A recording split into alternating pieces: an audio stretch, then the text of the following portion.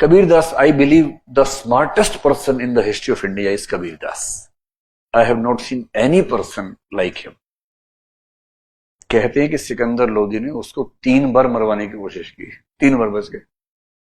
पता नहीं कैसे बच्चे होंगे, मेरा ख्याल उनका अपना भी एक ग्रुप रहता होगा ठीक ठाक जो हेल्प करता होगा।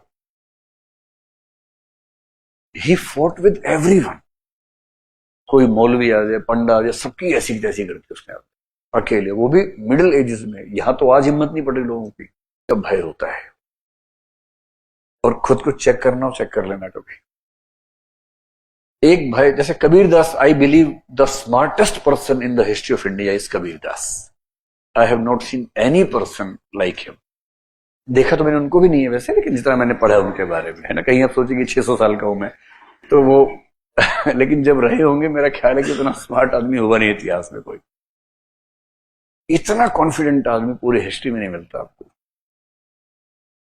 मतलब जो दिल्ली सल्तनत मुगल काल के बीच के पीरियड में, दिल्ली सल्तनत पे बेसिकली जो अपने टाइम के राजा से भी पंगा मोल ले लेता हो सीधे। कहते हैं कि सिकंदर लोधी ने उसको 3 बार मरवाने की कोशिश की, 3 बार बच गए। पता नहीं कैसे बच्चे होंगे, मेरा ख्याल उनका अपना भी एक ग्रुप रहता होगा ठीक ठाक जो हेल्प करता होगा।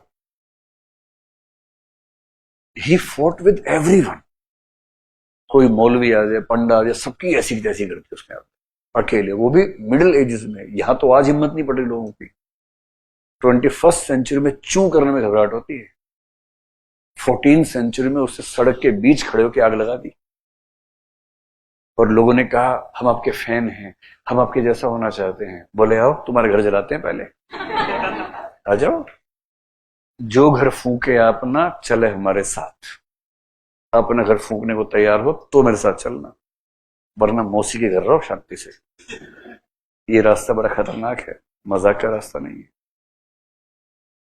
और जब आप इतने करेजियस लोगों को देखेंगे तो आप पाएंगे कि इंटेलेक्चुअल्स के सामने प्रॉब्लम क्या होती है। एक समय तक पैसा, कि ये बोलने से पैसा मिलेगा, वो बोलने से पैसा कम मिलेगा, तो पैसे का लालच कंट्रोल नहीं होता, तो वो बोलते हैं जिससे पैसा बढ़ेगा। फिर क्या होता है, पॉलिटिक्स, कि ये पार्टी अच्छी है तो इसके फेवर में बोलो, यहां से कुछ मिल सकता है, मुझे पावर मिल सकती है, शायद कुछ बना देंगे मुझे, वहां वो सब नहीं मिलेगा। तो कभी पैसा कभी पावर किसी को अपनी ओर खींचती है। कुछ इंटेलेक्चुअल्स, कुछ आर्टिस्ट इन दोनों से बच जाते हैं, उनको ना पैसे से मतलब ना पावर से मतलब, भाड़ में जाए पैसा पावर। जो आखिरी खतरा होता है वो ये होता है कि मैं कुछ ऐसा बोलूं कि ज्यादा से ज्यादा लोग मेरा सम्मान करें, मुझे एक्सेप्ट करें, पब्लिक एक्सेप्टेंस।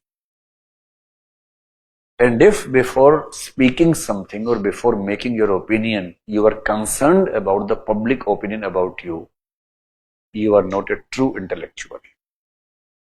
Intellectual होने की कीमत होती है कि आप अकेले होते हैं। कई बार पूरी सोसाइटी आपके खिलाफ खड़ी हो जाती है। But since they are not able to understand, and you are the one who understands the things in totality, you should have the courage to speak what no one else will support.